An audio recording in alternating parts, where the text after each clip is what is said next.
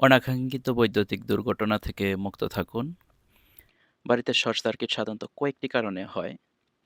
প্রথমত এক কারণ খারাপ বা পুরনো তার। তার পুরনো হয়ে গেলে বা কভার নষ্ট হয়ে গেলে লাইভ তার একে অপরের সাথে লাগতে পারে। সেখান থেকে বৈদ্যুতিক শর্ট সার্কিটের উৎপন্ন হয়। ভুল কানেকশন, সুইচ বা প্লাগে ভুলভাবে তার লাগানো হলে শর্ট সার্কিট হতে পারে। ওভারলোড, একটি লাইন থেকে বেশি ইলেকট্রনিক যন্ত্র চালালে লাইন গরম হয়ে শর্ট সার্কিট হতে পারে।